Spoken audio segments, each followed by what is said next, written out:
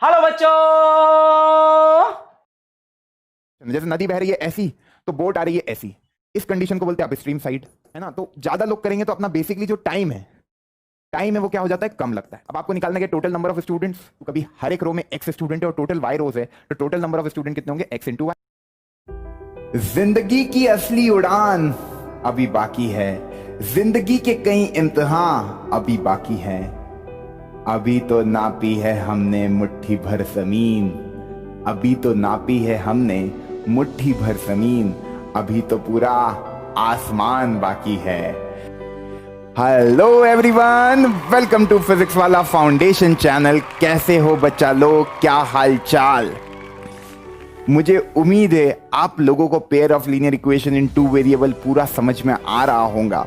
आपको सारी मेथड, हमने ग्राफिकल मेथड देखी, हमने सब्स्टिट्यूशन मेथड देखी, हमने एलिमिनेशन मेथड देखी, क्रॉस मल्टीप्लिकेशन मेथड देखी और बहुत सारे वर्ड प्रॉब्लम हम लोग कर चुके हैं।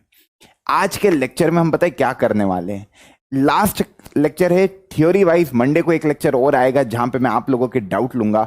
तो अभी तक जिन बच्चों ने टेलीग्राम ग्रुप ज्वाइन नहीं किया, ज्वाइन कर लो। कुछ बच्चों को डाउट आ रहा था कि सर हम मैसेज एक बार ही कर सकते, बिल्कुल आप मैसेज एक बार ही कर सकते हो, मगर संडे को मैं ग्रुप पूरे दिन के लिए खुलवा दूंगा, ताकि आपको इस चैप्टर में कोई भी डाउट है तो उसको मैं मंडे के डाउट सेशन में ले लूं, ताकि जो बेस्ट 10 प्रॉब्लम्स होंगे वो मैं वीडियो में लूंगा और आपके डाउट्स को इस वीडियो के थ्रू सॉल्व करेंगे। तो आई होप सारी बातें समझ में आ गई होगी। तो शुरू करते हैं आज का डिस्कशन। ये हमारा pair of linear equation in two variable का 5th लेक्चर है, जहां पर बात होगी equation reducible to linear equation. मतलब इक्वेशन दिखने में लीनियर इक्वेशन नहीं होगी, पर उसको रिड्यूस कर दोगे लीनियर इक्वेशन में।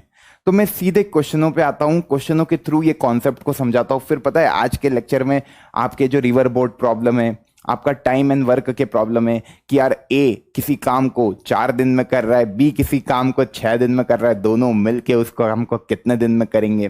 तो इस तरह के मेंटल एबिलिटी के कुछ प्यारे प्यारे प्रॉब्लम्स आप लोगों के साथ डिस्कस होने वाले हैं। तो आज का लेक्चर काफी सही होने वाला है। तो शुरू करते हैं आज के डिस्कशन की। तो सबसे पहली बात तो पहला सवाल आप लोगों के सामने लिखा है। इस सवाल के थ्रू मैं आपको कॉन्सेप्ट बताऊंगा कि आज का जो हमारा डिस्कशन है वो है क्या। तो एक्चुअली मैं इक्वेशन वापस से लिखता हूं आप लोगों के सामने, तो आपको समझ में आएगा। जैसे ये मेरी पहली इक्वेशन है, 2/x plus 3y equal to 13, 5/x minus 4/y is equal to -2। ये मेरी दो इक्वेशंस है। अब इन दो इक्वेशंस में मुझे क्या लगाना है, इन्हें सॉल्व करना है। अब ये लीनियर इक्वेशन तो है नहीं, क्योंकि यहां पे आप देख पा रहे हो वेरिएबल की पावर क्या है। इसको कभी मैं देखूं तो ये लिखा है 2x की पावर -1। अब मैंने आपको बोला था वेरिएबल की पावर कितनी होनी चाहिए, वेरिएबल की पावर होनी चाहिए 1। वेरिएबल की पावर कितनी होनी चाहिए, 1। पर यहां पे वेरिएबल की पावर कितनी है, दैट इज -1।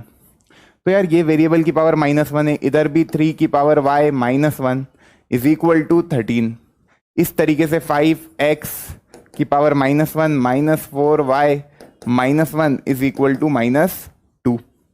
तो यहां पे आप देख पा रहे हो कि जो पावर है वेरिएबल की वो क्या हो गई, -1। अब ये लीनियर इक्वेशन तो है नहीं, तो फिर इसको सॉल्व कैसे करेंगे। तो इसको मेरे को pair of linear equation in two variable में बनाने के लिए एक लॉजिक यहां लगाना है, दैट इज सब्स्टिट्यूशन। मुझे ऐसे सब्स्टिट्यूशन करना है कि यार मैं इसको कन्वर्ट कर दूं pair of linear equation in two variable में। तो मैं क्या कर सकता हूं, देखो ये जो 1/x है ये दिक्कत कर रहा है, तो लेट 1/x को कोई नया वेरिएबल मान लेते u। ये अप्रोच आपको लगानी है, जो दिक्कत कर रहा है उसको कुछ मान लो। तो let 1/x be my u and 1/y be my v। तो इससे फायदा क्या हुआ देखना, 2u plus 3v is equal to 13 और 5u minus 4v is equal to -2। ये बन गई आपकी pair of linear equation in two variable में। मैंने क्या माना, 1/x को u मान लिया और 1/y को v मान लिया। तो ये बेसिकली लिखा क्या है, 2 into 1/x plus 3 into 1/y। ये सही तो लिखा है 2 into 1/x plus 3 into 1/y is equal to 13। और ये लिखा है 5 1/x minus 4 1/y is equal to -2। तो मेरे ख्याल से ये बात सबको समझ में आई होगी। तो अपन ने 1/x को u मान लिया, 1/y को v मान लिया। अब ये जो u और v में दिख रही है, ये pair of linear equation in two variable है, जहां पे उसके दो वेरिएबल क्या है, u और v। इसको सॉल्व करने के तो आपके पास तरीके हजार है, हजार तो नहीं है, 3 तरीके तो है जो आपके सिलेबस में, graphical method, substitution, elimination, cross multiplication भी है, पर वो सिलेबस से डिलीट हो गया। तो अपन कोई सा भी एक तरीका यूज कर लेते हैं यार, है ना। अब तो बहुत ही पप्पू हो गया सवाल। 2u plus 3v is equal to 13 and 5u minus 4v is equal to, जोश कम नहीं होना चाहिए। देखो यार कि लेक्चर नंबर 5 आ गया pair of linear equation in two variable का, तो जोश हमारा कम हो जाएगा, ऐसा नहीं होना चाहिए। सॉल्व करो फटाक से इसको। तो मैंने क्या बोला था, जो कोफिशिएंट, आप एलिमिनेशन लगा रहे हो, जो कोफिशिएंट u का है 5, तो पहली इक्वेशन को 5 से मल्टीप्लाई कर दो, दूसरी वाली इक्वेशन को, जो पहली वाली में u का कोफिशिएंट है, 2 से मल्टीप्लाई कर दिया। तो ये कितना हो जाएगा, 10u plus 15v is equal to 5, 13 5 ज़ा 65। फिर 2 का करेंगे तो ये वापस से 10u माइनस 4 2 ज़ा 8v इज इक्वल टू -4। अब आपको पता है सब्ट्रैक्ट कर देते हैं, तो ये 15 और 8 कितना हो जाएगा, 23v। ये ऐड हो जाएगा तो ये हो जाएगा 69। तो v इज इक्वल टू ये कितना आ जाएगा 3, 69 अपॉन 23 विल बी 3। v की वैल्यू आ गई 3, किसी भी एक इक्वेशन में रखो तो u आ जाएगा। तो पहली वाली इक्वेशन में रख देते हैं 2u plus 3 into 3 is equal to 13। तो 2u, इतनी जल्दी सॉल्व करना आ गया ना अब तो यार, है ना। 2u is equal to 13 minus 9। जिनको दिक्कत आ रही है, पुराने वीडियो देखोगे तो चीजें बहुत जल्दी क्लिक होगी और ये सारी बातें आपको समझ में आएगी। मैंने कहा था मेरे साथ चलोगे तो मेरे साथ आगे बढ़ते चले होगे, कभी चीजों को स्किप करते हुए आओगे तो दिक्कत आएगी, पर समझ में आएगा क्योंकि मैं डिटेलिंग में ही सॉल्यूशन दे रहा हूं आपको। 13 माइनस 9 कितना होगा, 4 हो जाएगा। 2u, तो u की वैल्यू बच्चा यहां से आ गई 2, u की वैल्यू 2 आ गई, v की वैल्यू 3। क्वेश्चन खत्म नहीं हुआ है। u को क्या माना था, 1/x। आपको निकालना फाइनली किसकी वैल्यू है, दैट इज x की वैल्यू। तो u आपका 2 है, तो 1/x 2 है, तो x की वैल्यू कितनी हो जाएगी, 1/2। ठीक है, कोई दिक्कत भाई। 1/x 2 है तो x कितना हो जाएगा, 1/2। अब इसी तरीके से ये 1/y आपका 3 है, तो y कितना हो जाएगा, 1/3। अब वेरीफाई भी करना है तो ये वैल्यू को आप क्वेश्चन में रख दो। 1/x की जगह क्या रख दोगे, 1/x की जगह क्या रख दोगे 2, और 1/y की जगह क्या रख दोगे 3। तो 2 इंटू रख के देख लो, वेरीफाई हो जाएगा। LHS इक्वल टू RHS, या तो x की वैल्यू रख दो सीधे। x की वैल्यू कितनी है, 1/2 रख दिया यहां पे, x की वैल्यू 1/2, तो ये 4 हो जाएगा, प्लस ये कितना आ जाएगा 9, 9 प्लस 4 13 आ रहा है। इधर से भी देख सकते हो 10 माइनस 8 नहीं 12, 10 माइनस 12 ये कितना आ रहा है, -2। तो हेंस वेरीफाई हो गया LHS equal to RHS। I hope everyone is getting the same answer, x और y की वैल्यू आ गई। तो कभी कोई इक्वेशन लीनियर इक्वेशन में नहीं दिया है तो आप उसको रिड्यूस कर सकते हो। कभी इस तरह की कोई इक्वेशन आपके पास दी है, कुछ और क्वेश्चन करते तो चीजें और ज्यादा क्लियर होगी। अब जैसे ये एक प्रॉब्लम है, अब इस प्रॉब्लम में क्या इक्वेशन दी है, 5 upon x plus 1 minus 2 upon y minus 1 is equal to 1/2। आपको अजम्पशन ऐसा करना है, आपको वो जो मैंने u और v ऐसे मानने हैं कि जब आप u और v के फॉर्म में लिखो तो वो लीनियर इक्वेशन में कन्वर्ट हो जाए। 10 अपॉन x प्लस 1 है ना, plus 2 upon y minus 1 is equal to 5 upon 2। अब इस सवाल में भी आपको दिख रहा है कि प्रॉब्लम कौन कर रहा है, 1 अपॉन x प्लस 1। तो लेट 1 अपॉन x प्लस 1, समझ पा रहे हो, इसको u मान लो, और 1 अपॉन y माइनस 1 को v मान लो। तो इसको यहां पे रखोगे तो ये बनेगा 5u minus 2v is equal to 1/2। इसी तरीके से इधर देखोगे तो 10u plus 2v is equal to 5/2। आपको देख पा रहे होंगे -2v ऊपर है, इधर +2v। कभी इन दोनों इक्वेशन को मैं ऐड कर दूं तो मेरा बनेगा 15u। एलिमिनेशन मेथड ही लगा रहा हूं, v को एलिमिनेट कर दिया by adding this first and second equation. कभी मैं ऐड कर देता इक्वेशन 1 और इक्वेशन 2 को, तो 2v और 2v कैंसिल हो जाएगा, -2v और +2v कैंसिल हो जाएगा, 1/2 और 5/2 ऐड होके 6/2 हो जाएगा, दैट इज 3। तो u की वैल्यू यहां से आ जाएगी 1/5। 3/15 इज 1/5। यहां पे पुट कर देते हैं, यहां पे पुट कर देते हैं, तो v की वैल्यू भी आ जाएगी। तो u की वैल्यू आ गई 1/5। मेरे ख्याल से इसमें किसी को कोई डाउट नहीं होगा। अब जब u आ गया 1/5, तो यहां 1/5 रखोगे, तो 5 into 1/5 minus 2v is equal to 1/2। ये आपने रखा था, तो ये आपका 1 आ गया। ये 1 minus 1/2 will be what, 1/2 only, that will be equal to 2v। तो यहां से आपका समझ में आ गया कि v की वैल्यू आ गई 1/4। तो v 1/4 है, u 1/5 है, तो आपको ये वैल्यूज आपको रखनी है, that is u is equal to 1/x minus 1 की x प्लस 1, x प्लस 1, और u की वैल्यू कितनी है, और v is equal to 1/y minus 1 is equal to y minus 1, तो 1/4 और ऊपर 1/5। क्रॉस मल्टीप्लीकेशन करा तो ये इधर 5 चला जाएगा, है ना, और इधर x प्लस 1 आ जाएगा। फिर आगे बढ़ेंगे तो ये 1 को उधर भेजोगे तो 4 इज इक्वल टू x आ जाएगा, तो x बराबर 4 आ गया। इसी तरीके से इधर क्रॉस मल्टीप्लीकेशन करोगे तो 4 is equal to y minus 1 आएगा, फिर equal to y equal to 5 आ जाएगा। मेरे ख्याल से सबका आंसर यही आ रहा होगा, x बराबर 4 एंड y बराबर 5 इज अवर फाइनल आंसर। इनको पुट करके वेरीफाई भी कर सकते हो। x को कितना रखना है 4, x को कितना रखना है 4, 4 रखा, 5 और 5 कैंसिल, y को कितना रखना है 5, 5 में से 1 जाएगा 4, 1/2, ये बना 1, 1 माइनस 1/2 इज 1/2। अगेन 10, 5, 2 आएगा, प्लस 2 अपॉन ये y की वैल्यू कितनी है 5 है ना, तो 1/2, तो 2 प्लस 1/2 विल बी 5/2 ही आ रहा है, तो वेरीफाई भी हो गए, मतलब अपने करेक्ट आंसर आ रहे हैं। तो आपको करना कुछ नहीं है, देखो इस तरह के जो भी इक्वेशन होगी that can be reducible to linear equation in 2 variable, वो आपको कुछ इस प्रकार दिखेगी, a upon x plus b upon y is equal to something c, a1 b1 c1, a2 upon x plus b2 upon y equal to c2। अब यहां पे यह भी हो सकता है कि यार x प्लस माइनस k आ गया, y प्लस माइनस k आ गया, x प्लस माइनस k आ गया, y प्लस माइनस k आ गया। तो जो भी हो 1 अपॉन एक्स प्लस के, 1 अपॉन वाई प्लस के, इनको यू वी मान लो, फाइनली एक्स और वाई की वैल्यू निकालनी। तो इस तरह के जो भी फॉर्म आपको मिलेंगे ये कन्वर्ट हो सकते हैं लीनियर इक्वेशन में। इंपॉर्टेंट ये कि आपको लगाना पड़ेगा सब्सटीट्यूशन, पहले 1 अपॉन एक्स प्लस के को यू मान लेना, 1 अपॉन वाई प्लस के को वी मान लेना, फिर ये A U plus B U B V करके बन जाएगा। यू और वी की वैल्यू निकालने के बाद यू और वी की वैल्यू निकल जाएगी, तो एक्स की वैल्यू अपने आप निकल जाएगी। ये के एक नंबर है, के is basically a number.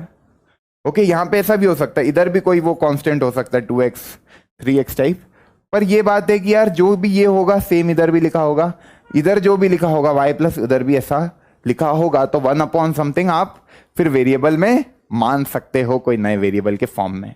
I hope this point is clear to each and everyone. बढ़ते हैं अगले सवाल की ओर। ये सवाल आप लोगों के लिए सीबीएसई 2015 में आया था, इसमें लगाओ दिमाग।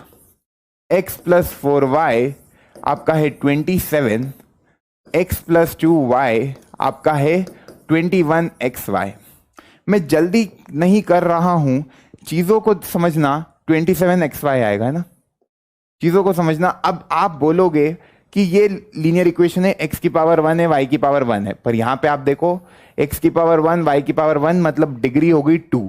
किसी भी टर्म की डिग्री 2 नहीं हो सकती। हाईएस्ट डिग्री टर्म की कितनी होगी 1, तभी उस इक्वेशन को लीनियर इक्वेशन बोलेंगे। अदरवाइज ये इक्वेशन किस में चली गई, क्वाड्रेटिक फॉर्म में चली गई, क्योंकि डिग्री कहां चली गई 2 की तरफ चल गई। x की पावर 1 हो गया, y की पावर 1 हो गया, समझ रहे हो। तो डिग्री 1 होनी चाहिए। लीनियर इक्वेशन में इंपॉर्टेंट पता है क्या है, लीनियर इक्वेशन में इंपॉर्टेंट क्या है कि degree of the terms okay जो है वो लेस देन इक्वल टू 1 होनी चाहिए। अब यहां पे डिग्री आप देख सकते हो, इस वेरिएबल की 1 है, इस वेरिएबल की 1 है, और दोनों मल्टीप्लिकेशन में तो दोनों की डिग्री एड अप हो जाएगी, दैट इज डिग्री 2 हो गई। तो फिर ये लीनियर पॉलिनोमियल नहीं है, लीनियर इक्वेशन नहीं है। पॉलिनोमियल की बात तो कर नहीं रही, इक्वेशन लगी हुई है।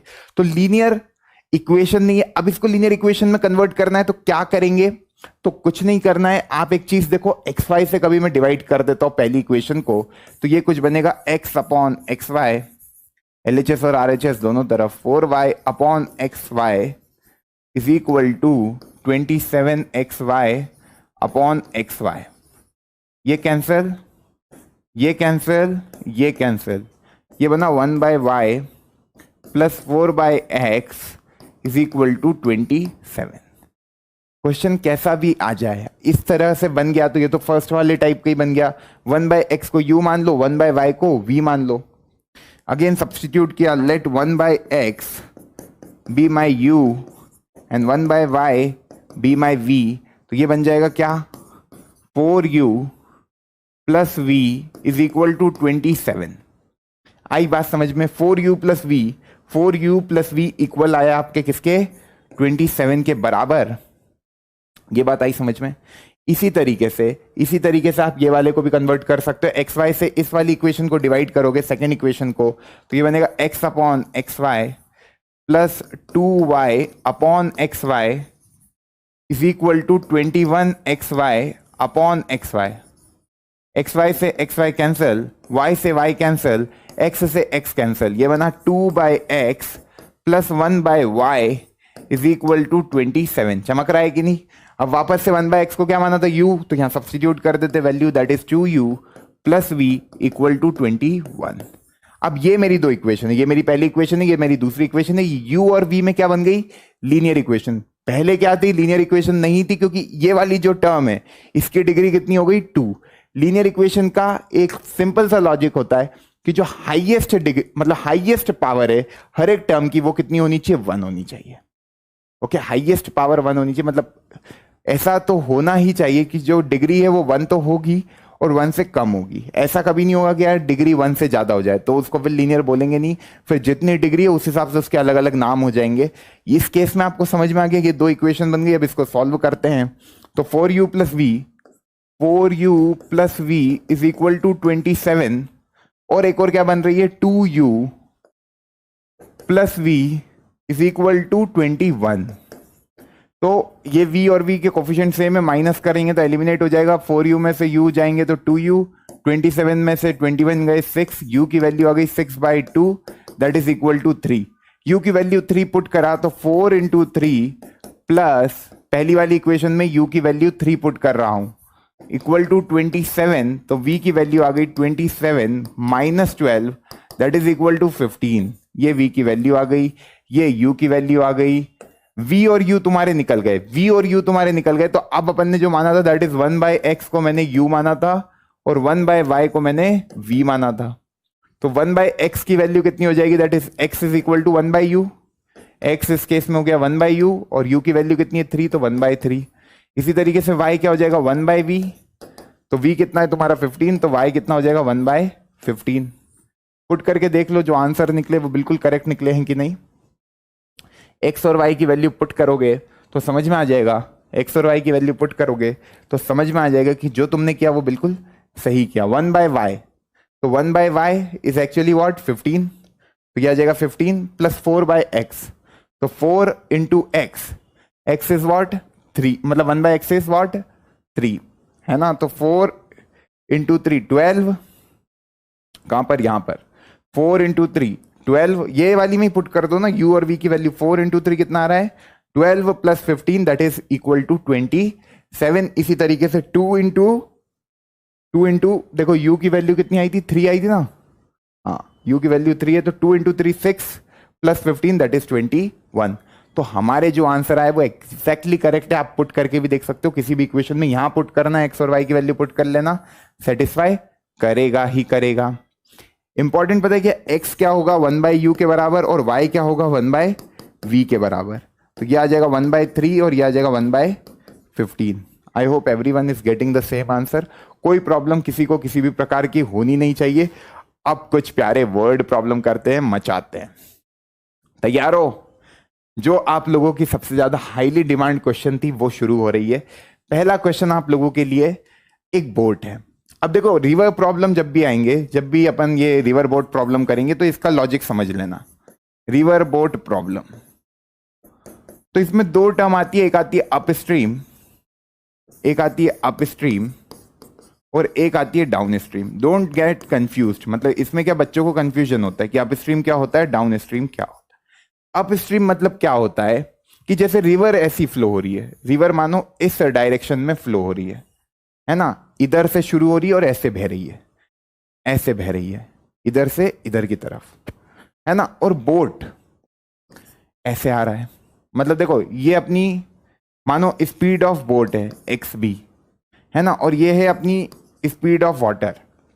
तो जब स्पीड ऑफ वाटर और स्पीड ऑफ बोट दोनों का डायरेक्शन अलग अलग है, मतलब तुम्हारी नदी बहती है तो नदी के जो फ्लो की स्पीड है वो मानो ऐसी है ना, और जो बोट है वो ऐसी आ रही है, मतलब उल्टे डायरेक्शन में। जैसे नदी बह रही है ऐसी तो बोट आ रही है ऐसी। इस कंडीशन को बोलते हैं अपस्ट्रीम साइड, है ना, कि अपस्ट्रीम की तरफ जा रहे हो। तो यहां पे जो वेलोसिटी नेट में आएगी वो क्या आएगी, एक्स बी माइनस एक्स डब्ल्यू। जो बोट की स्पीड है उसमें से वाटर की स्पीड को माइनस कर दोगे तो नेट स्पीड आ जाएगी बोट की, कि अपन किस स्पीड से उस तरफ जा रहे हैं। बेसिकली यहाँ पे ये तो इंपॉर्टेंट है कि बोट की स्पीड ग्रेटर है वाटर की स्पीड से, मतलब तभी तो जा पाओगे। ऐसा हुआ कि नदी तेज बह रही है ना, और तुमको जाना नदी के उल्टे डायरेक्शन में, मतलब नदी बह रही है सामने से इधर की तरफ, तुमको जाना उधर है, तो तुम जा तभी पाओगे जब तुम नदी के फ्लो से तेज स्पीड में चलोगे, क्योंकि बेसिकली जो नदी का फ्लो है वो तुमको पीछे की तरफ धकेलेगा, तुमको आना आगे की तरफ है। तो ये वाली कंडीशन होती है अपस्ट्रीम, जहां पे जो नेट स्पीड होती है ना, नेट स्पीड होती है v, वो अपन लेंगे एक्स बी माइनस एक्स डब्ल्यू। दूसरा होता है डाउन स्ट्रीम, है ना। तो डाउन स्ट्रीम में क्या होता है, बेसिकली ये तुम्हारा फ्लो है, मानो ये तुम्हारा वेलोसिटी ऑफ, मतलब ये है मानो velocity flow of water x W माना मैंने, और ये माना मैंने एक्स बी। तो इस वाले केस में जो एक्स बी का एरो है ना वो ऐसा आता है, जो फ्लो के डायरेक्शन में ही कभी बोट चल रही है। जैसे नदी बह रही है सामने से इधर की तरफ, आपको भी इधर ही जाना है। बेसिकली नदी कभी ऐसी बह रही है, नदी कभी ऐसी बह रही है, आपको भी ऐसे ही जाना है, मतलब आप नदी के फ्लो की तरफ ही जाना चाह रहे हो। तो बेसिकली जो नदी की स्पीड है वो भी आपको मिल जाएगी, प्लस आपकी स्पीड जो है वो भी आपको मिल जाएगी। तो बेसिकली आपकी स्पीड ज्यादा हो जाएगी, तो जो आपकी स्पीड होगी उस केस में वो क्या होगी, एक्स बी प्लस एक्स डब्ल्यू। केवल इतनी बात कभी आपको समझ में आ गई तो ये सवाल आपसे बन जाएगा और आप कभी भी गलती नहीं करोगे। तो डाउन स्ट्रीम में हमेशा जो स्पीड लेनी है, तो मैं यहां लिख देता हूं स्पीड ओके। तो पहले क्वेश्चन ही देखते, क्वेश्चन से आपको सारी बातें समझ में आ जाएगी। रिवर बोट प्रॉब्लम ही है। तो क्या लिखा है, अ boat goes 30 kilometre upstream. 30 kilometre क्या अपस्ट्रीम, मतलब 30 किलोमीटर आप जा रहे हो नदी के फ्लो के अपोजिट डायरेक्शन में। मतलब यहां पे आपकी स्पीड जो होगी, जैसे माना मैंने दो स्पीड मान लेते हैं, let the speed of boat, है ना, क्योंकि आपको निकालना क्या है, speed of the stream and speed of the boat in still water. तो let the speed of boat be X and speed of, okay, ये बोट की स्पीड किसमें, स्टिल वाटर में। स्टिल वाटर मतलब जब पानी नहीं बह रहा है, पानी बिल्कुल स्थिरता से खड़ा हुआ है, उसका वाटर जो फ्लो है वो नहीं बह रहा है। अपन बोलते हैं ना नदी बह रही है, तो मानो बारिश का मौसम नहीं, बिल्कुल ठहराव में नदी है, नदी बह नहीं रही है ना, तालाब वाली कंडीशन है। उस केस में जो स्पीड है बोट की स्टिल वाटर में, तालाब में जिस स्पीड से बोट चलती है वो माना अपन ने एक्स है, एक्स किलोमीटर पर आवर लिख दो, है ना। और स्पीड ऑफ स्ट्रीम बोलो या रिवर बोलो, है ना, उसको मैंने मान लिया b y kilometre per hour. अब क्या कह रहा है ये, a boat goes 30 kilometre up stream and 44 kilometre down stream in 1 hour. ये इसको कर लेना अच्छे से, ये लिखा है इन 1 आवर, ठीक है, इन 10 आवर, 1 आवर नहीं 10 आवर लिखा है।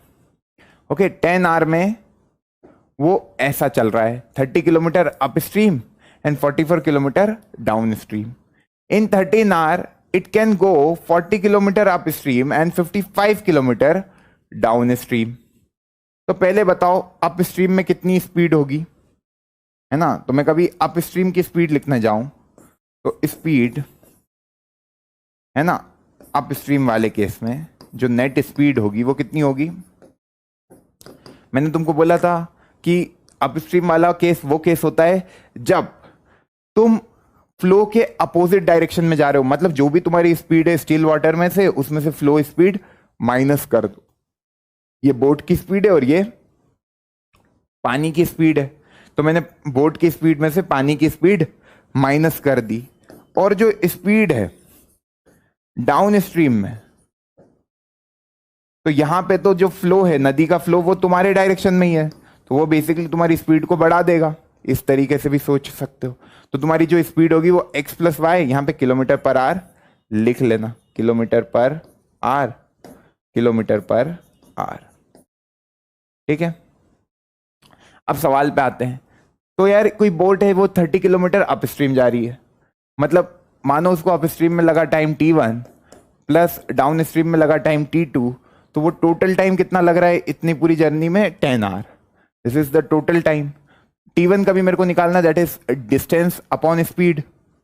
डिस्टेंस कितना अप स्ट्रीम में चली 30 किलोमीटर, अपॉन अप स्ट्रीम की स्पीड कितनी होती है x minus Y, plus t2 क्या है, वो समय है जितना वो डाउन स्ट्रीम में चली, तो वो कितना है 44, अपॉन डाउन स्ट्रीम में स्पीड कितनी होती है x प्लस वाई, ये अपना आ गया इक्वल टू 10।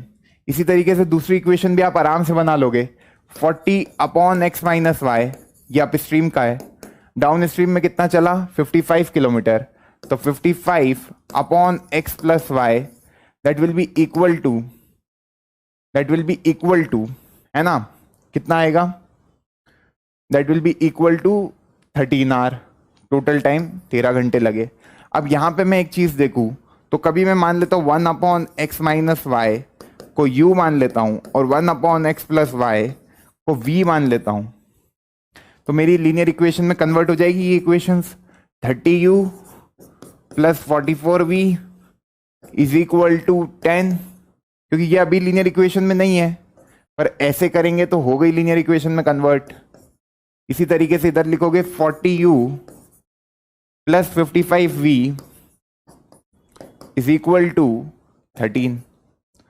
अब यहां पे मैं देखूं 30u 40u, अब इधर कुछ हो रहा है क्या, बिल्कुल हो रहा है। ये वाली को आप इंटू 4 कर दो, इसको इंटू 3 कर दो, तो ये कितना बन रहा है, 4 से मल्टीप्लाई करोगे तो 120u plus 4 4 16, 1 4 4 16, 176v is equal to 40, है ना। मेरे ख्याल से कोई कंफ्यूजन यहां तक किसी को नहीं होगा, कोई कंफ्यूजन तो नहीं है ना बच्चा। फिर 40 आ गया, अब 3 से मल्टीप्लाई करेंगे इसको तो ये भी 120u। बेसिकली मैं एलिमिनेशन मेथड लगा रहा हूं, मैंने ये यहाँ पे u के कोफिशिएंट को सेम करना है, तो केवल 30 40 मत देखो, 3 और 4 का एलसीएम कितना होता है 12। ऊपर वाली को 4 से मल्टीप्लाई कर दिया, नीचे वाले को 3 से मल्टीप्लाई कर दिया, ठीक है। तो कोफिशिएंट सेम बन जाएंगे, 15 5 3 जा 15, 1 5 5 जा 25, 5 3 जा 15 और 1 16, तो 165v इज इक्वल टू 13 3 जा 39। तो ये खत्म हो जाएगा, माइनस माइनस माइनस, तो यहां से अपना आया 11, यहां से आया अपना 11v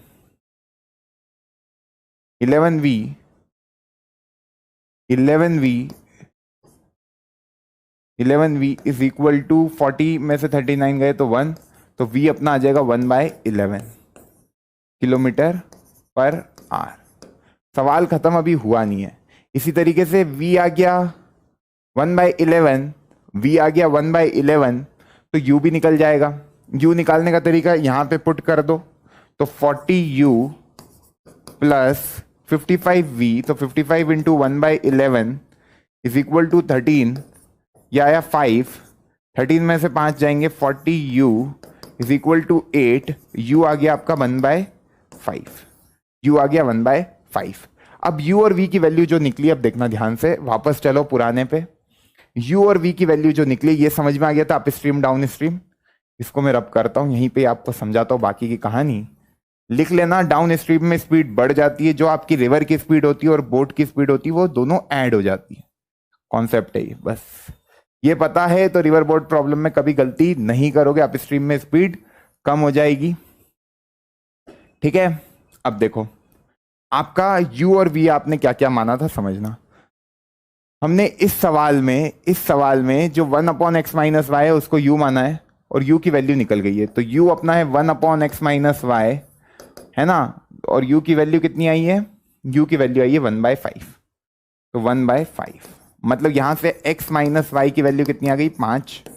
इसी तरीके से 1/v क्या माना है 1/x plus y, that is equal to क्या, दैट इज इक्वल टू 1/11, तो 1/11, तो यहां से क्रॉस मल्टीप्लीकेशन करोगे तो x प्लस वाई की वैल्यू कितनी आ जाएगी 11।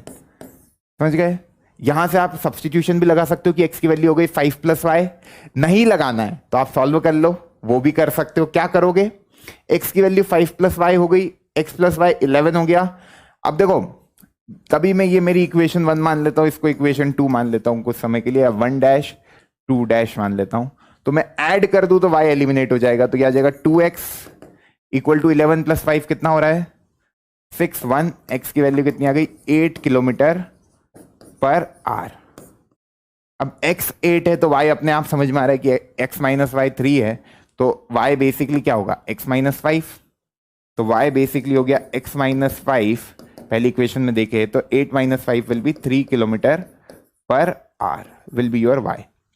अब y क्या माना था, जो पानी बह रहा है वो 3 किलोमीटर पर आवर से बह रहा है और जो बोट है वो 8 किलोमीटर पर आवर से चल रही है, तो यार यहां पे है ना equation reducible to linear equation का भी कॉन्सेप्ट लगा, प्लस वर्ड प्रॉब्लम को कैसे अपन ने अप्रोच किया वो सब लगा, तो काफी ज्यादा प्रोबेबिलिटी इस क्वेश्चन की आने की, और ये क्वेश्चन मेरे ख्याल से समझ में भी आया होगा। तो कुछ भी इसमें याद करने का नहीं है, केवल जो समझने का था वो था अप स्ट्रीम कंडीशन और डाउन स्ट्रीम कंडीशन।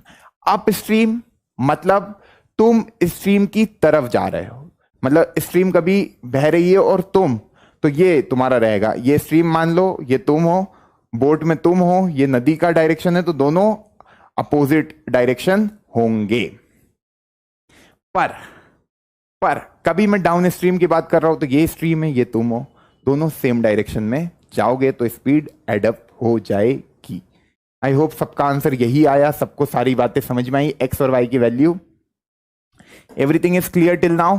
ये एक और प्रॉब्लम है, दैट इज टाइम और वर्क का, टाइम एंड वर्क, टाइम और वर्क का ये बहुत ही प्यारा सवाल आप सभी प्यारे बच्चों के लिए।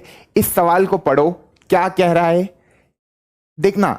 यहां पे एक बात इंपॉर्टेंट पता है क्या है, कि तुम जितने लोग बढ़ाओगे, बेसिकली यहां पे अपन बात करें तो मैन पावर या आपके जो लोग हैं बेसिकली, है ना, काम करने वाले वर्कर्स जो है, जब भी इस तरह के प्रॉब्लम आए तो एक कॉन्सेप्ट जो लगेगा वो इंपॉर्टेंट है कि आपको ये बात समझनी पड़ेगी कि जो वर्कर है, कभी मैं नंबर ऑफ वर्कर्स को बढ़ाऊंगा किसी भी पर्टिकुलर काम को करने के लिए, जैसे मानो मेरे को यहां से ईंट को ले जाना है कहीं और, तो ज्यादा लोगों को कभी मैं लगाऊंगा कि यार ये कोई ईंट रखी है, इस ईंट को एक जगह से दूसरी जगह ले जाना है, तो कभी ज्यादा लोग यहां पे रहेंगे तो ज्यादा लोग कम समय में ईंटों को ट्रांसफर कर देंगे एक पोजीशन से दूसरी position.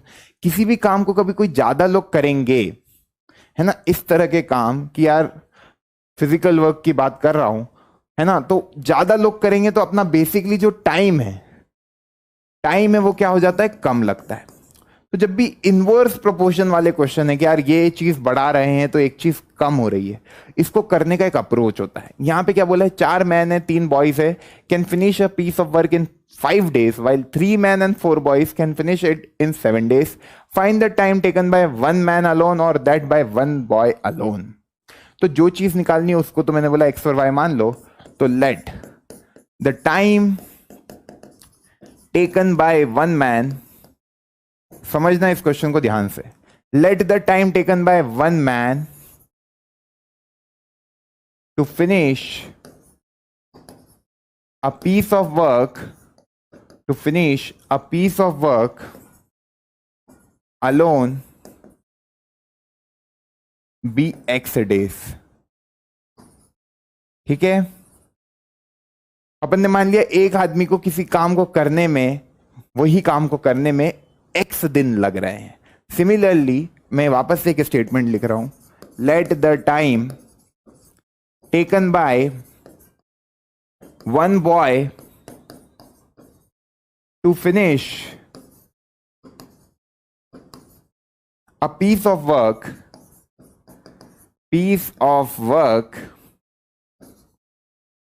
alone be y days। एक लड़के को किसी काम को करने में, उसी काम को करने में y दिन लग रहे, एक आदमी को उसी काम को करने में x दिन लग रहे हैं। ठीक है, ठीक है, हाँ। Find the time taken by one man alone और डेड बाय वन बॉय अलोन, ये निकालना था आपको। अब पहली स्टेटमेंट जो है, 4 men and 6 boys can finish a piece of work in 5 days, तो क्या मैं कर सकता हूं कभी किसी काम को, अब यहां पे बच्चे एक गलती करते हैं। बच्चे क्या करते पता है कि यार अपन ने x दिन लिख दिया, एक आदमी को x दिन लग रहे तो 4 आदमी को 4x दिन लगेंगे। मैंने अभी तुमको एक चीज बताई कि यार एक आदमी को कभी x दिन लग रहे हैं तो 4 आदमी कभी वही काम करेंगे तो वो कम दिनों में कर लेंगे उस काम को। बात समझ पा रहे हो? अरे 4x नहीं होगा, क्यों नहीं होगा समझना इस बात को। यहां पे बच्चे इसे याद कर लेते, याद करने का कुछ है नहीं, लॉजिकल है, सारी चीजें लॉजिकल है। इंपॉर्टेंट ये है कि आप ध्यान से सुन रहे हो बातों को। सुनो क्या कह रहा हूं मैं, कभी एक काम है ना, कोई एक काम है, उसको कभी कोई एक आदमी करे तो उसको x दिन लग रहे हैं, तो 4 आदमी उसी काम को करेंगे तो 4x दिन नहीं लगेंगे, वो कम होंगे दिन। ये x दिन लग रहे हैं ना, तो इससे भी एक आदमी को किसी काम को करने में x दिन लग रहे तो 4 आदमी x दिन से कम दिनों में वो काम को खत्म कर देंगे। तो इसको करने का तरीका होता है यूनिटरी मेथड।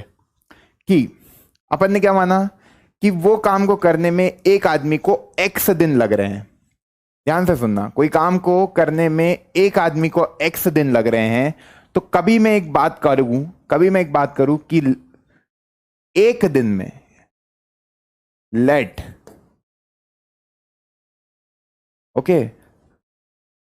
भी क्यों लगा रहे, वो तो कंफर्म है ना, वो तो कंफर्म है। देखो ध्यान से,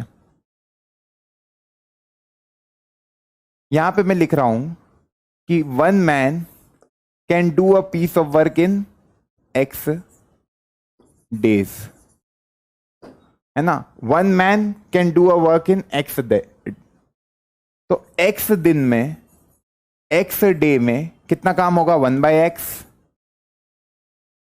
भाई x दिन में कितना काम होगा 1/x वर्क। कभी किसी एक काम को करने में एक आदमी को x दिन लग रहे तो एक दिन में वो एक आदमी कितना काम करेगा 1/x वर्क। नहीं आई बात समझ में? देखो भाई कोई एक वर्क है, उस एक वर्क को करने में x दिन लग रहे हैं, है ना, तो एक दिन में उस वर्क का कितना हिस्सा होगा, that will B 1/x। 1/x होगा ना एक दिन में उस काम का। ये यूनिटरी मेथड, बात समझ में आ गई। एक दिन को निकालने के लिए अपन बेसिकली उससे डिवाइड कर देते हैं, तो ये 1/x वर्क हो जाएगा एक दिन में, ठीक है, एक आदमी से। अब यहां पे वो कह रहा है 4 आदमी करेंगे तो 4/x हो जाएगा। इसी तरीके से एक वर्क है, उसको करने में कितने दिन लग रहे हैं 5 दिन, है ना। एक वर्क को 5 दिन में हो पा रहा है एक लड़के से, तो एक दिन में, वन डे में वो कितना काम कर पाएगा, सोच पा रहे हो? तो बेसिकली 1/y कर पाएगा, 1/y वर्क कर पाएगा, क्योंकि बेसिकली काम एक है तो उसका 1/y काम हो जाएगा एक दिन में। ये बात किस किस को समझ में आ गई? कभी ये बात समझ में आ गई तो इक्वेशन बहुत आराम से बन जाएगी। तो एक दिन में सॉल्व करेंगे इसको, 1 डे में कितना काम हो पा रहा है हर इंसान से। तो 4 आदमी, अब देखो 4 मैन, तो ये हो जाएगा 4/x प्लस 6 बॉयज, तो 6/y is equal to finish 5 दिन में, तो वो एक दिन में 1/5 काम फिनिश करेंगे। भाई कभी ये सब मिल के 4 मैन और 6 लड़के मिल के किसी काम को 5 दिन में खत्म कर रहे हैं, तो वो कितना काम कर पाएंगे एक दिन में? 1/5 काम। 1/5 काम तो वही क्या, एक दिन का सबका काम निकाल दिया। 4 आदमी का काम कितना होगा? 4/x। 6 लड़कों का एक दिन का काम कितना होगा? 6/y। इक्वल टू सब मिलके कितना करेंगे? 5 दिन में सब मिलके कर लेंगे तो एक दिन में 1/5 कर पाएंगे, तो वो कर लिया अपन ने। इसी तरीके से अगली इक्वेशन कैसी बनेगी? अगली इक्वेशन का डेटा क्या है? 3 मैन 4 बॉयज। 3 मैन मतलब 3/x प्लस 4 बॉयज, तो 4/y इज इक्वल टू 1/7। ये अपनी इक्वेशन 2 बन गई। अब तो आप सॉल्व कर लोगे। 1/x को u मान लो, 1/y को v मान लो, तो लीनियर इक्वेशन में कन्वर्ट हो जाएगी। Let 1/x be u and 1/y be v। तो ये कितना हो जाएगा? 4u plus 6v is equal to 1/5 and 3u plus 4v is equal to 1/7। 3 और 4, ठीक है। सॉल्व करें इसको, तो ऊपर वाली इक्वेशन को कभी मैं 3 से मल्टीप्लाई कर दूं और नीचे वाली इक्वेशन को कभी मैं 4 से मल्टीप्लाई कर दूं, तो ये 12u कैंसिल हो जाएगा। ये बनेगा 18v, इधर बनेगा 4 4 सा 16v, है ना, इज इक्वल टू 3/5। और ये कितना बनेगा? 4/7। माइनस करेंगे ये बनेगा 2v, है ना। ये बेसिकली ये 12u भी लिख लेना, इधर भी 12u लिख लेना। अब इनको माइनस कर दो, तो ये क्या बनेगा? 2v equal to 3/5 minus 4/7। 35 LCM हो जाएगा, है ना। 7 3 21 minus 20 is equal to 2v। और यहां से अपना v का वैल्यू आ गया, दैट इज 1/70। v का वैल्यू आ गया 1/70। अब v 1/70 आ गया, इसका मतलब क्या है? x की वैल्यू कितनी है? That is 70 days. क्योंकि x बेसिकली क्या होगा? x नहीं y, x नहीं बेसिकली y। x तो अभी निकलेगा, u की वैल्यू जब निकलेगी। v की वैल्यू 1/70 पुट कर दो किसी भी इक्वेशन में, u की वैल्यू निकल जाएगी। तो u की वैल्यू जैसे ही निकलेगी तो आप इजीली कह सकते हो कि आपका आंसर क्या आ रहा है। तो मैं यहां पे बता रहा हूं आपको। सबसे पहले अपन ने v की वैल्यू निकाली, किसी को कोई कंफ्यूजन? अब मेरे को u कभी निकालना होता तो यहां पे एलिमिनेशन क्या लगाता? ऊपर वाली इक्वेशन को किससे मल्टीप्लाई करता? 2 से, तो 12 हो जाता, और नीचे वाली को 3 से। तो ये बेसिकली 12v ऊपर वाली को 2 से कर देता कभी। अब मैं एलिमिनेट किसको कर रहा हूं? u को, मतलब एलिमिनेट किसको कर रहा हूं? v को, और नीचे वाली को 3 से। तो ये बनता 8u, 3 3 जा 9u, ये तो खत्म हो जाता, इक्वल टू 2/5 माइनस 3/7। तो फिर एलसीएम लेते 35 आता, 7 2 जा 14 और 15 -1 होता, ये कैंसिल होता, ये u की वैल्यू आ जाती 1/35। u की वैल्यू आ जाती 1/35। तो y बेसिकली 1/u है, तो ये कितना आ जाएगा? 35 डेज, और ये कितना आ जाएगा? 70 डेज। मतलब लड़कों को उसी काम को करने में 70 दिन लग रहे हैं, और वो 35 डेज में ही उस काम को खत्म कर पा रहे हैं। जिनको इनको सॉल्व करने में दिक्कत है, मैं कुछ नहीं कर रहा हूँ, एलिमिनेशन मेथड लगा रहा हूँ। मैं जल्दी इसलिए सॉल्व कर रहा हूँ क्योंकि ये सारी चीजें हम लास्ट क्लास में डिस्कस कर चुके हैं। मैंने पहले इधर एलिमिनेट किसको किया? u को। तो मैंने क्या किया? u को एलिमिनेट करना है तो u के कोफिशिएंट को सेम बनाना है, तो मैंने इधर वाली इक्वेशन को 3 से मल्टीप्लाई कर दिया और इस वाली को 4 से मल्टीप्लाई कर दिया, तो ये वाला इधर लिख दिया। जब मेरे को किसको एलिमिनेट करना है? v को, तो इधर भी 12v बनना चाहिए, इधर भी 12v, तो इसको 2 से कर दिया, इसको 3 से कर दिया। बेसिकली इनका एलसीएम ले लो, तो इसको 2 से कर दिया, इसको 3 से कर दिया। बच्चे क्या करते हैं? इसको 4 से कर दो, इसको 6 से, तो भी 24v बनेगा, जैसा आपको अच्छा लगे। तो v भी कट गया, इधर क्या बन गया? 8u, इधर बन गया 9u, इधर बन जाएगा 2/5 3/7। सॉल्व करोगे 35 7 2 जा 14 -15, ये बना -1/35, ये -u बन रहा है, तो u की वैल्यू आ गई 1/35। u क्या है? 1/x, तो वो बेसिकली आपका x की वैल्यू जो होगी वो 35 डेज आ जाएगी। आई होप सबको ये बात समझ में आ गई।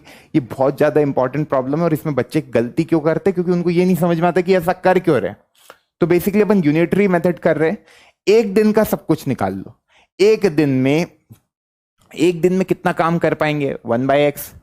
भाई कभी एक आदमी x दिन में वो पूरा काम खत्म कर लेता है, तो एक दिन में एक आदमी कितना काम कर पाएगा? 1/x।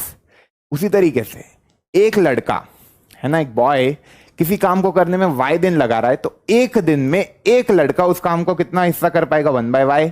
तो वही लॉजिक यहां पे लगाया है। एक दिन में 1 बॉय, ये भी लिख देना, 1 बॉय कर पा रहा है 1/y वर्क। एक दिन में 1 मैन कर पा रहा है 1/x वर्क। तो 4 मैन एक दिन में कितना कर लेंगे? 4/x, है ना भाई। मैन पावर बढ़ गई तो 4/x काम हो जाएगा। तो उस तरीके से अपन सोच पा रहे हैं, तो 4/x काम हो जाएगा कंप्लीट। तो आपको इस तरीके से सोचना है और ये वाली मेथड ही यूज करनी है, तो मेरे ख्याल से सबका आंसर आ जाएगा, है ना। तो एक क्वेश्चन में इस टाइप में होमवर्क दूंगा, ये क्वेश्चन और अपन एक डिस्कस कर लेते हैं, आज की क्लास का लास्ट क्वेश्चन, फिर एक क्वेश्चन होमवर्क दे देंगे। Students were standing in a row for a man drill. Parade type कुछ होने वाला है, तो स्टूडेंट्स को रो में खड़ा कर दिया। If one student is extra in a row, there would be 2 rows less. कभी एक स्टूडेंट एक्स्ट्रा है एक रो में, मतलब जैसे कुछ नंबर ऑफ रोज होगी, कुछ नंबर ऑफ स्टूडेंट्स होंगे, उनके हिसाब से कभी मैं बोलूं तो मैंने कभी एक रो में कुछ बच्चों को बढ़ा दिया, एक स्टूडेंट को बढ़ा दिया, तो उसकी हेल्प से 2 रो कम लगेगी, है ना। तो बेसिकली ऐसी रोज होती है स्टूडेंट्स की, दिस आर द रोज, है ना। तो अपन ने क्या मान लिया? पहला एक वेरिएबल, तो find the number of students. So let the number of students in each row, हर एक रो में, in each row be x। जो नंबर ऑफ स्टूडेंट है हर एक रो में, मतलब पहली रो में x, दूसरी रो में x, तीसरी रो में x, चौथी रो में x, इस तरीके। और अपन ने एक और वेरिएबल मान लिया लेट, क्योंकि रोज के बारे में भी कुछ इंफॉर्मेशन नहीं है, तो let the number of rows be y। अब आपको निकालना है टोटल नंबर ऑफ स्टूडेंट्स, तो टोटल नंबर ऑफ स्टूडेंट्स की वैल्यू कितनी होगी? Total number of students will be equal to, कभी हर एक रो में x स्टूडेंट है और टोटल y रोज है, तो टोटल नंबर ऑफ स्टूडेंट कितने होंगे? x into Y.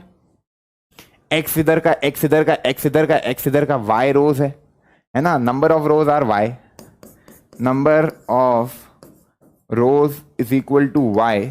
तो टोटल नंबर ऑफ स्टूडेंट आपके आ गए xy। इसमें कोई कंफ्यूजन किसी को नहीं होगा। अब पहली लाइन क्या बोल रहा है? If 1 student is extra in a row, तो x क्या है? Number of student in each row. कभी मैं एक स्टूडेंट बढ़ा दूं एक रो में, है ना, तो रो कितनी कम हो गई? 2 रो कम हो गई, y-2। पर जो टोटल नंबर ऑफ स्टूडेंट है वो तो xy रहेंगे, इसी तरीके से if 1 student is less in a row, कभी एक स्टूडेंट कम हो जाए किसी रो में, तो x-1, है ना, देयर वुड बी 3 रोज मोर। तो रो कितनी बढ़ जाएगी? 3 रो ज्यादा हो जाएगी, और that will be equal to xy। कर लो इसको सॉल्व। xy तो कैंसिल हो गया, ये तो सीधी लीनियर इक्वेशन ही बन गई। Equation reducible to linear equation भी नहीं है, तो सीधी लीनियर इक्वेशन ही बन गई। इसको सॉल्व करेंगे तो क्या आएगा? xy, है ना, -2x plus y, -2x plus y -2 is equal to xy। xy से xy कैंसिल, इधर आएगा xy माइनस प्लस 3x, है ना, और minus y plus -3 equal to 0, और इक्वल टू xy। इतना तो आ रहा है समझ में। तो ये xy से xy कैंसिल, ये आपकी 2 इक्वेशन बन गई, 3x minus y -3 -2x plus y -2। कभी इन दोनों इक्वेशन को देखूं तो y का कोफिशिएंट 1 है, -1 है, ऐड कर देते सीधे तो x की वैल्यू डायरेक्टली निकल जाएगी। कभी इस इक्वेशन में से इस इक्वेशन को मैं ऐड कर दूं तो y अपने आप एलिमिनेट हो जाएगा। -2x प्लस 3x मेरे को x दे देगा, -2 -3 मेरे को -5 दे देगा, तो ये आ जाएगा x -5, that will be equal to 0। तो x आ जाएगा आपका 5। मतलब number of student in each row कितने आ गए? 5। और नंबर ऑफ रोज निकालना है तो x की वैल्यू 5 यहां रख देंगे, तो -10 -2 12 हो जाएगा भाई। -2x प्लस y -5 -5 ही आएगा, -2 है क्या, -2 है ना, -2 है, इक्वल टू 0। तो पुट करा तो ये आया 2 × 5 + y -2 इक्वल टू 0, तो y इक्वल टू कितना आ गया 12। तो 12 आपकी रोज हो गई, 12 आपकी रोज हो गई, और 5 स्टूडेंट्स हो गए हर एक रो में। तो टोटल नंबर ऑफ स्टूडेंट्स आपको पता है that will be equal to xy, बस इन दोनों का प्रोडक्ट कर देने का। फील लेते चलो, क्वेश्चन अपने आप बनेंगे, जितनी प्रैक्टिस करोगे उतने चैंपियन हो जाओगे इस पर्टिकुलर टॉपिक में। तो आंसर मेरे ख्याल से सबका आ गया होगा, 60 students will be the correct answer for this particular problem. आ गई बात समझ में? तो ये तो बहुत ही बेसिक सवाल था। अब ये जो सवाल है, ये सवाल है होमवर्क। तो क्वेश्चन को पढ़ो, बहुत ही प्यारा सवाल है, इसको करेंगे नेक्स्ट क्लास में डिस्कस, है ना। ये है क्वेश्चन होमवर्क। क्या कह रहा है एक बार मैं बता देता हूं ताकि आप लोगों को समझ में आ जाए। It can take 12 hours to fill a swimming pool. एक स्विमिंग पूल को भरने का काम चल रहा है, किसकी मदद से? नल की मदद से। एक बड़ा नल है, एक छोटा नल है, ठीक है। 12 घंटे में पूरे स्विमिंग पूल को भर रहे हैं ये दोनों पाइप, है ना। दोनों पाइप, बेसिकली 2 पाइप है, एक की डायमीटर बड़ी है, एक की डायमीटर छोटी है। ये दोनों पाइप मिलकर पूरे स्विमिंग पूल को 12 घंटे में भर रहे हैं, ठीक है। If the pipe of larger diameter, जो लार्जर बड़ा वाला पाइप है, वो मानो 4 घंटे चलाया गया, और जो स्मॉलर डायमीटर है वो 9 घंटे चलाया गया, तो जो देखा गया उसमें ये पता लगा कि आधा पुल ही भराया है, half the pool can be filled. तो तुमको ये बताना है कि सेपरेटली वो दोनों, सेपरेटली बड़ा डायमीटर वाला पाइप और छोटा डायमीटर वाला पाइप कितनी देर में स्विमिंग पूल को भर देंगे। समझ में आया? मतलब इसमें क्या हो रहा है, पाइप आपके बड़ा डायमीटर और छोटा डायमीटर वाला पाइप 12 घंटे तक चलाया तो पूरा पुल भरा गया। दूसरे केस में ये करा कि बड़े वाले पाइप को 4 घंटे ही चलाया, छोटे वाले पाइप को 9 घंटे चलाया, तो देखा गया कि बस आधा पुल ही भराया गया है। तो तुमको बताना है कि यार सेपरेटली, कभी मैं एक पाइप को चलाऊं तो वो सेपरेटली पूरे पुल को कितनी देर में भर देगा। ये वाले सवाल को आप लोग ट्राई करेंगे, नेक्स्ट क्लास में इसको डिस्कस करूंगा। आपका जो पिछली क्लास का होमवर्क प्रॉब्लम है, अब उस पे आते हैं। यश ने स्कोर करे 40 नंबर, यश ने स्कोर करे 40 नंबर किसी टेस्ट में, उसको 3 मार्क्स आए ईच राइट आंसर के, और उसने लूज किया 1 mark for each wrong answer, ठीक है। तो पहली स्टेटमेंट से तो कुछ चीजें समझ में आ गई। How many question were there in the test. तो मानो कि उसने किए correct x, let the number of correct questions be x, है ना, and let the number of incorrect question be y, incorrect question be y. Let the number of correct question be x and number of incorrect question be y. अब क्या कह रहा है ये? पहली line, 40 marks आए उसको किसी टेस्ट में, 3 नंबर मिल रहे ईच राइट आंसर के। तो कभी 3x प्लस, मतलब वो लूज कर रहा है 1 mark for each wrong answer, minus y, उसके नंबर कितना है 40। ये पहली इक्वेशन तैयार हो गई भाई। 3 into number of correct question minus 1 हो रहा है इनकरेक्ट का, और टोटल नंबर उसको 40 है। अब उसको 4 मार्क्स मिल रहे ईच करेक्ट, मतलब 4x, और 2 मार्क्स उसके डिडक्ट हो रहे इनकरेक्ट के लिए, इज इक्वल टू उसके नंबर कितना आ रहे 50। तो एलिमिनेशन लगा देंगे, इधर 2 से मल्टीप्लाई करके 2y हो जाएगा, 6x हो जाएगा, या सब्स्टिट्यूशन लगा लेते, सारे क्वेश्चन में एलिमिनेशन लगा दिया तो y की वैल्यू कितनी आ गई 3x माइनस 40, पहली इक्वेशन से पुट कर देते दूसरी में, तो 4x माइनस 2, y कितना है 3x minus 40 is equal to 50, ठीक है। 4x माइनस 6x कितना हो रहा है -2x, 4x minus 6x minus कितना आ रहा है, प्लस आ जाएगा 80, है ना, plus 80 is equal to 50 is equal to 50। तो ये आपने उधर भेजा 30 आया, ये आया 2x, तो x कितने आ गए 15। मतलब 15 क्वेश्चन उसने करेक्ट किए और इनकरेक्ट कितने किए?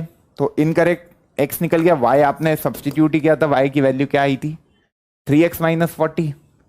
तो 3x minus 40 that is 3 into 15 minus 40, यह आ जाएगा आपका 45 minus 40 that is equal to 5। तो उसने 5 क्वेश्चन इनकरेक्ट किए और 15 क्वेश्चन करेक्ट है। तो ये करेक्ट क्वेश्चन के नंबर आ गए और ये इनकरेक्ट क्वेश्चन के नंबर आ गए। मेरे ख्याल से सबका आंसर यही आया था। कमेंट मैंने देखी थी, बहुत सारे बच्चों ने ये आंसर कमेंट किया। It is completely correct. और आज का लेक्चर यहीं पे समाप्त होता है। तो नेवर फॉरगेट कि तुमने स्टार्ट क्यों किया था, ये चीज कभी मत भूलना और लगे रहो, लगन से मेहनत करते रहो। Thank you so much, bye bye, take care. पढ़ाई करते रहें, ऑल द वेरी बेस्ट।